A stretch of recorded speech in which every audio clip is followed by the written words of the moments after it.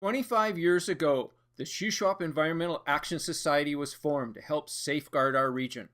Our first event was an Earth Day fair with displays, speakers, entertainment, and a dance band.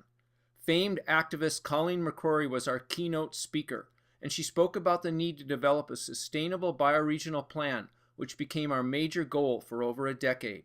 Our first successful campaign was ending the burning at local dumps, which helped to spur on the development of the current regional solid waste management system. Environmental forester Mark Waring directed a Forest Watch workshop with industry and Forest Service participation that included a field trip to the Larch Hills and helped begin a decade of advocacy for sustainable practices. Also in 1989, we published our first educational EcoWatch newspaper that had articles on waste dumps, forestry, pesticides, radon gas, economics, and the environment, recycling, and Shuswap Lake water quality, an issue that continues to be a major focus now. Our first field trip to the magnificent Momish Lake Valley also revealed some disturbing forestry practices. We then distributed Shuswap region satellite photos to raise awareness of the impact of clear-cut logging. Wilderness conservation became our focus after expeditions to the wild Honequah Lake Valley, where we marveled at the giant cedar trees and lush vegetation. A second visit to the Momish Lakes with First Nation leaders allowed some to see the local pictographs for the first time. A satellite image with logging plans shown using whiteout was on the cover of our second EcoWatch in 1991 that included a draft of our sustainable stewardship plan, along with articles on why protection was needed for Salmon Arm Bay, concerns about houseboat graywater, jobs and sustainability, the problems with the Salmon River, and the need to protect the Honequah Lake Valley. The first of many aerial trips revealed the extent of clearcutting and the beauty of our remaining wilderness areas, including Wright Lake. 2 field trips to Wright Lake by an ecologist and Shuswap's famed naturalist Mary Lou Tapson-Jones provided key data that later helped us in the effort to protect the area. A massive landslide in the upper Anstey River prompted an on-site investigation and more calls to improve forestry practices. Our third EcoWatch was published in the fall of 1992 with articles on the Anstey-Honequah Park proposal that would connect the arms with wilderness, and we published another satellite map showing the cutting plans and identifying the hot spots where proposed logging was a threat to key values. Plus there was more on sustainability, salmon arm restoration, and destructive forestry practices. In 1993, Seas did a series of conservation articles for the local paper that was funded with ads by local businesses. And that summer we blazed trail into Wright Lake and Honequah Lake. The first visit to the Upper Seymour River Antique Rainforest was with Forest Service staff in early 1994. Our trademark photo was taken later that spring and helped us achieve a moratorium on logging this very rare ecosystem, where there are fields of fern and tall ancient trees. And it was just in time as logging was moving up the valley. A very successful art auction in December raised $2,500 for producing a video on Shuswap wilderness.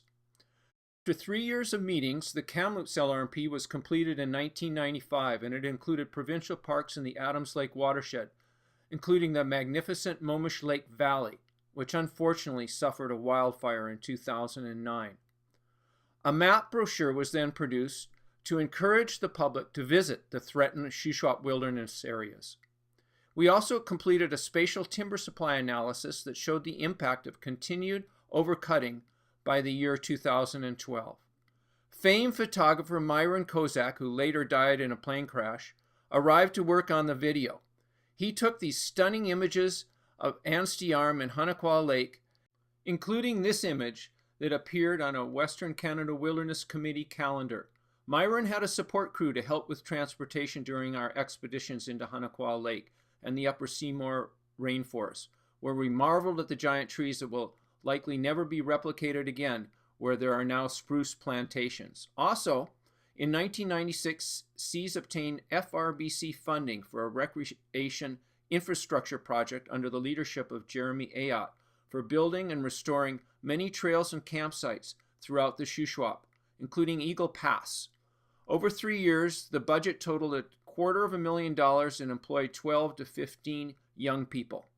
SEAS hosted renowned conservationist Vicki Husband, who toured Hunnaqua Lake and the Upper Seymour before giving a public talk in Salmon Arm.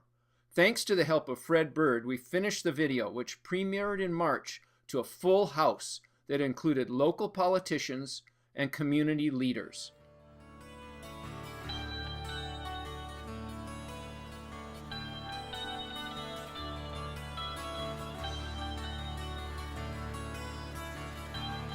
Columbians can help keep the Anstey, Hunnaqua, and Seymour rainforests wild by voicing their support. In April, Victoria Simpson organized a gala art auction, dinner, and dance that raised more money for protecting wilderness and raising awareness. That summer, we published a new and improved color map brochure. Another field trip to the Upper Seymour included Sabine Jessen from the Canadian Parks and Wilderness Society and Forest Service ecologist Dennis Lloyd, which resulted in more headline news. After heavy rains in July, a massive debris slide in Hummingbird Creek caused destruction in Swansea Point. SEAS hired an independent hydrologist whose analysis laid the blame on poor forestry practices, which government at first disputed, but that later it reached the same conclusions. A proposal to log Mount Ida sparked a petition campaign that opposed clear-cutting, and then much of the mountain burned the following year. Our opposition to the road proposed to access timber on the Anstey Peninsula near Wright Lake was successful, thus providing a bargaining chip for park creation negotiations later at the LRMP. The Forest Service sponsored 2 field trips to observe the logging operations above Chase Creek of timber killed by pine beetles and the tiny spruce beetles. In 1998 and 1999, expeditions were made to propose smaller Goal 2 parks, including the scenic Upper Perry River Valley, where trees were measured and destructive forestry practices were found at nearby clearcuts. Another amazing site was the Upper English Creek Valley, where there are amazing views, giant trees, and intriguing moss-covered boulders. There were more trips to Hunnaqua Lake to paddle and to appreciate firsthand this incredible wilderness area. Also, we returned to the Upper Seymour to take more photos and look for more giant trees. The SEAS office was a busy place in those days. Finally, after 5 years of process and negotiations, we reached consensus at the Okanagan-Shuswap LRMP in the year 2000 on a comprehensive plan which was approved the following year that included improved protection for biodiversity, wildlife, and riparian values, as well as over 25,000 hectares of new parks in the Shuswap, including Anstey Arm, Hunnaqua Lake, and the Upper Seymour River Rainforest. Final placement of the old growth management areas was determined through intensive mapping workshops after the LRMP ended, and including the protection of forests in the large hills, the source of drinking water for Salmon Arm. Concern over private sewage treatment in Magna Bay sparked the first of many protests. Plans to log the Blind Bay Hills outraged local residents and resulted in a campaign to protect the area, followed by a Forest Service public process, a study of regional parks throughout the province, and a presentation to the CSRD, which helped create the extensive regional district park system that we enjoy today. At the end of the year, we celebrated with a special dinner and jazz music at a local restaurant. In April, there was outrage over a proposed 500-hectare clearcut near Sinamoosin Narrows. SEAS took action, and the plans were nixed. The year 2002 began with 3 forums on water, as concern about the lake was becoming a major issue. We hosted a major forum with Guy Dauncey on climate change in April 2003. 4 months later, smoke filled the valley from many large fires. SEAS responded with a full-page ad in the local papers, linking the fires to climate change. In 2005, concerns about plans to allow new developments to dump treated effluent into the lake led to demonstrations and support from the CSRD, and finally a new provincial regulation that prevents more sewage lake outfalls. In March 2007, SEAS helped host a forum on Shuswap water at risk, and that year, numerous PowerPoint presentations were made to local governments and community groups, calling for a regional water board similar to the one in the Okanagan. That summer, the Fraser Basin initiated SLIP, which began with a series of public meetings. SEAS also worked with other local groups to develop a comprehensive list of recommendations for the process.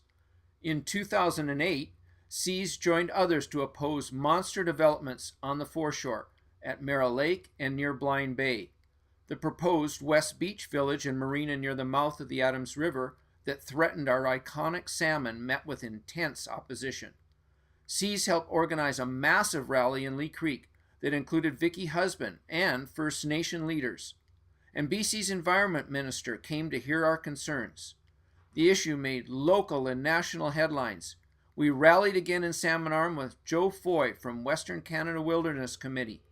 As a result, the CSRD agreed with the majority and denied the rezoning.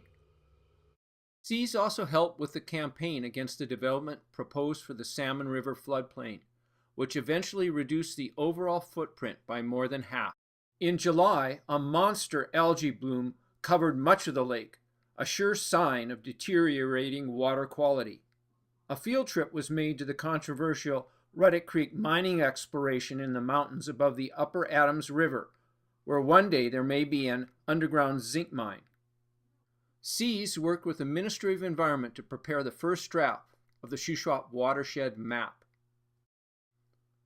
A development in Sicamous that SEAS opposed was fined $375,000 for destroying fish habitat by clear-cutting the riparian area next to the Eagle River at Old Town Bay.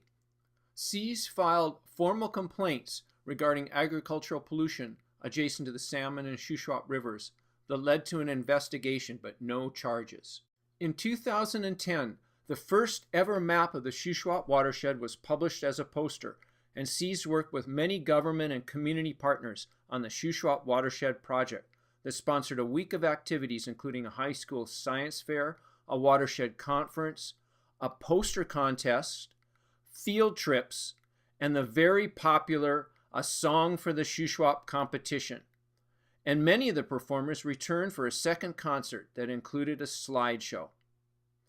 Also in 2010, there was another massive algae bloom, this time in Mara Lake, and SEAS called for action to prevent more blooms. SEAS became a record producer when it released many of the Shuswap songs in a CD in the fall of 2010.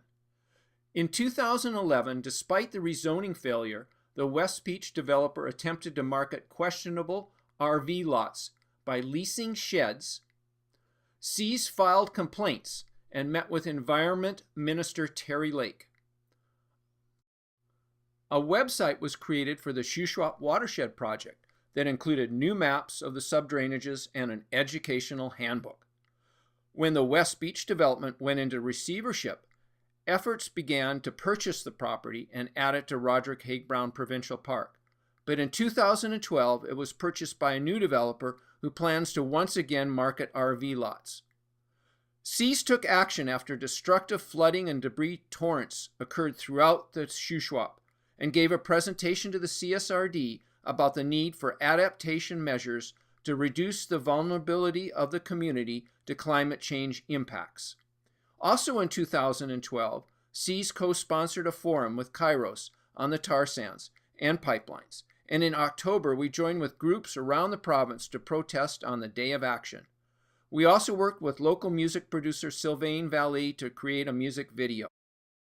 25 years of successful environmental activism would not have been possible without the help of so many SEAS members, directors, colleagues, and associates. It has been a remarkable quarter of a century that has benefited the Shuswap immensely. You can learn more about the Shuswap Environmental Action Society at seas.ca. This has been a Shuswap Passion production by Jim Cooperman.